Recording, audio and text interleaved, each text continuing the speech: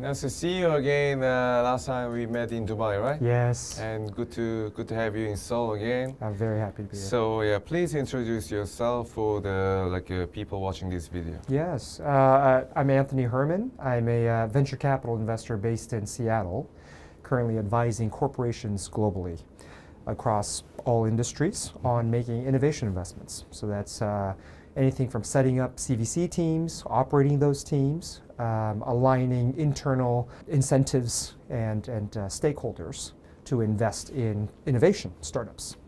Since you have been working with a lot of people from all over the world, but is there any tips or advice only for Korean stakeholders who wants to join the international CVCs or international VCs, or even like Korean LPs who want to do something with the international funds? Yeah, I think regarding engaging international innovation and investment ecosystem, I think especially for Korean startups, I think to start, I would encourage Korean startups to not be afraid of language and cultural barriers. Okay.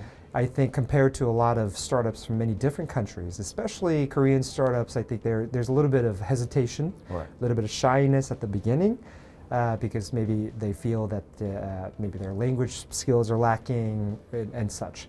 But I don't see that as a hindering factor at all. I think it's just a mindset. Some cultures, they don't care. They just, they go very forward, and they're very good at communicating and delivering their internal, their objectives and what they want to say. And I would really encourage Korean startups to do that as well. If the Korean startups can take the first step in communicating, what they want, their purpose, what they're doing with their companies, and especially what value they can provide the investors in those other ecosystems. I think it doesn't matter pretty much, what country or region the investors are coming from. The language of honesty and sincerity transcends all language and cultural barriers, and I think they will see Korean startups for the great potential that they have. And it works for the Korean VCs who also do something outside of Korea as well? Oh, absolutely, yeah, absolutely. For Korean VCs, I think one feedback perhaps I could share is, I think their familiarity with Korea and this region, East Asia region, is a strength. And I think many investors outside of this region would like to learn more about Korea, Japan, this region. But there seems to be a little bit of barrier sometimes in communicating the knowledge that Korean VCs have with investors outside of this region. And that kind of turns into a sort of insularity, where Korean investors just stay within the region, invest within the region, and that's kind of the limit of what they do. Right. If they can expand beyond that by sharing their familiarity and knowledge, I think, like we saw at Fosterbridge, throughout these 2 days, there's many, foreign, non-Korean investors who would share their knowledge as well, and interact and collaborate with Korean investors. Okay, and with honesty and sincerity, and just being exposed yourself.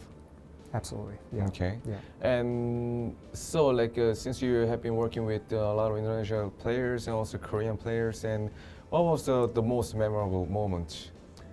Well, first, I think it's always delightful for me as a Korean American when I see non-Korean investors or entrepreneurs engage with the Korean ecosystem for the first time. I think almost all the time, almost 100% of the time, the reaction has always been pleasant surprise. Right. They're very pleasantly surprised that there's so much talent here, that there's so much passion here, and everyone's working hard to elevate the entire Korea ecosystem together. And that's always been kind of the most positive experience for me, working with Korean ecosystem and foreign investors. Moving forward, I like to do more of that. I like to make more connections with ecosystem stakeholders here in Korea with the international community. Sure, I hope Fosterbridge can help for your next agenda. Absolutely. Yeah, this was a great platform, and I really especially appreciated that it was a more intimate setting where we were able to make deeper connections with the other investors from different regions. I was just at Slush last week, Right. and I was at Jitex in Dubai about a month ago. And those are great conferences and platforms as well. However, this sort of deeper level intimacy is a little bit hard to achieve at those larger. Right. Okay. Whereas here, this was just the highest quality people who, didn't have too much deep familiarity with each other.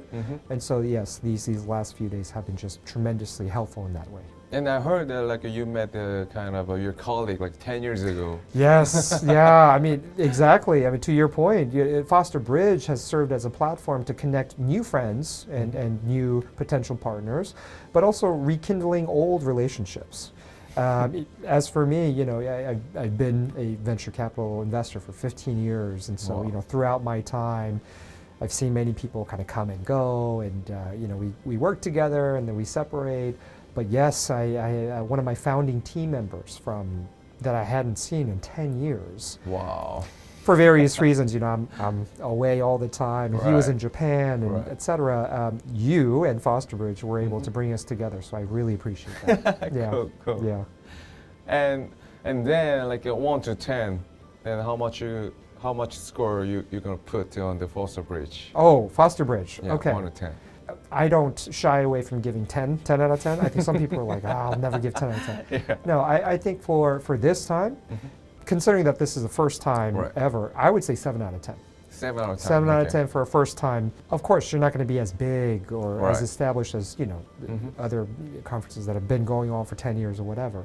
But the level of quality, the level of production value and quality here, the people, and again, most importantly, connecting ecosystem players from all around the world, including Korea, that may not have known each other's beforehand. I think that was the Okay, hard. most valuable thing that we got. Then what should we do to make it to get a score from you, like 8 out of 10 Eight next or, year. or, Yeah. or 9? What should we do? Yeah. Well, I think first, identifying some champions, as we say, amongst the initial attendees. Champions who can go back to their home regions, reach out into their own personal networks, Right. bring more interesting, new, helpful people next year. I think identifying engaging these champions early would be great. And so, I'm already excited to do that for you next year. Bring more newer, interesting, investors and other ecosystem, helpful stakeholders and players. And then, additionally, beyond that, engaging us, our first attendees, to help a little bit with the content, Right. content creation as well. So I think any conference you go, perhaps the people who are attending, the attendees. I think that's where you get the most interesting, lasting content from any conference you go to. It's these side conversations that we have. It's the conversations we have at dinner. I Right. think those are the most important, valuable things. Exactly. So aiming for that next year, I think, would be great. Cool. Yeah. I will like try to get more feedbacks, including you and other participants. And here's the last question. Maybe not question, just like a comment, like any message for any comment for your colleagues all over the world, or even for your family, relatives, anything. Well, I mean, first of all, I want to start off by thanking my wife and family for being patient with me as I travel, always. But comment to my colleagues and especially, everybody in the innovation ecosystem, wherever you are geographically. I think Korea is still very much under the radar.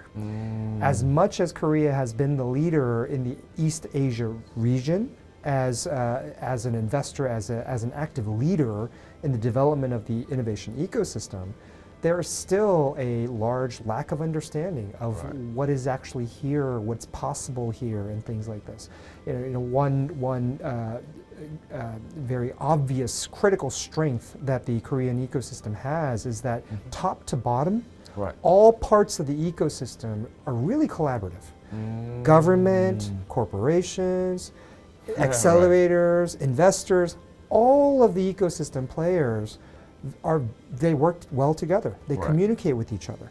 This is very, very rare. Oh, Absolutely. really? I think in most other countries, you have at least one or two of those pieces that maybe aren't as communicative or collaborative, right? They might Just kind of one or two. yeah, Okay. at least one or two. Okay. In some countries, every ecosystem player plays by themselves. Okay. Governments by themselves, corporations are by themselves, VCs are by themselves. None of them talk to each other, and there's no synergy.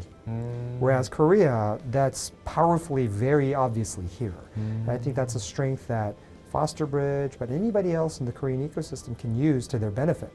Right. And so, looking at next year and years ahead, if if that synergy could be focused a bit more on especially market trends and thinking about the needs of innovation ecosystem players outside of this region, Right. delivering what they might need, I think those players will very naturally come to Korea, find out what's here, and realize, wow, there's so much here that I didn't know, Right.